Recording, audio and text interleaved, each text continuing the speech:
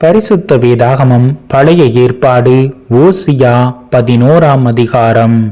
இஸ்ரவேல் இளைஞனாயிருந்தபோது நான் அவனை நேசித்தேன். எகிப்திலிருந்து என்னுடைய குமாரனை வரவழைத்தேன். அவர்கள் தங்களை அழைக்கிறவர்களின் முகத்துக்கு விலகி போய் விட்டார்கள். பாகால்களுக்கு பலியிட்டு விக்கிரகங்களுக்கு தூபம் காட்டினார்கள். நான் எப்பிராயிமை கைப்பிடித்து நடக்க பழக்கினேன். ஆனாலும் நான் தங்களை குணமாக்குகிறவர் என்று அறியாமற் போனார்கள். மனுஷரை கட்டி இழுக்கிற அன்பின் கயிறுகளால் நான் அவர்களை இழுத்தேன். அவர்கள் கழுத்துகளின் மேல் இருந்த நுகத்தடியை எடுத்து போடுகிறவரைப் போல இருந்து அவர்கள் பட்சம் சாய்ந்து அவர்களுக்கு ஆகாரம் கொடுத்தேன். மனம் திரும்ப மாட்டோம் என்றதினால் அவர்கள் எகிப்து தேசத்துக்கு திரும்பி போவதில்லை.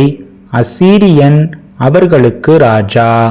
ஆகையால் அவர்களுடைய ஆலோசனைகளின் நிமித்தம் பட்டயம் அவர்கள் பட்டணங்களுக்குள் பாய்ந்து அவர்கள் தாழ்பால்களை நிர்மூலம் பண்ணி அவர்களை பட்சிக்கும்.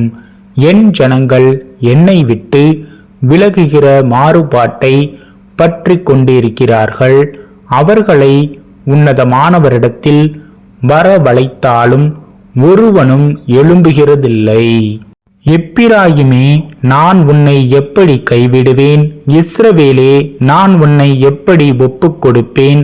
நான் உன்னை எப்படி அத்மாவை போலாக்குவேன்? உன்னை எப்படி செபோயீமை போல வைப்பேன்?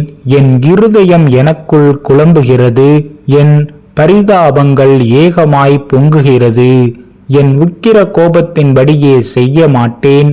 எப்பிராயிமை அழிக்கும்படி திரும்ப மாட்டேன். ஏனென்றால் நான் மனுஷனல்ல, தேவனாயிருக்கிறேன். நான் உன் நடுவில் உள்ள பரிசுத்தர். ஆகையால் பட்டணத்துக்கு விரோதமாக வரேன். அவர்கள் கர்த்தரை பின்பற்றுவார்கள். அவர் சிங்கத்தை போல் கெர்ச்சிப்பார்.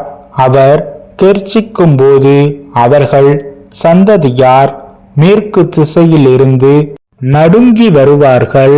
எகிப்திலிருந்து குருவிகளைப் போலவும் அசீரியா தேசத்திலிருந்து புறாக்களைப் போலவும் பயந்து வருவார்கள். அப்பொழுது அவர்களை அவர்கள் வீடுகளில் குடியிருக்க பண்ணுவேன் என்று கர்த்தர் சொல்கிறார்.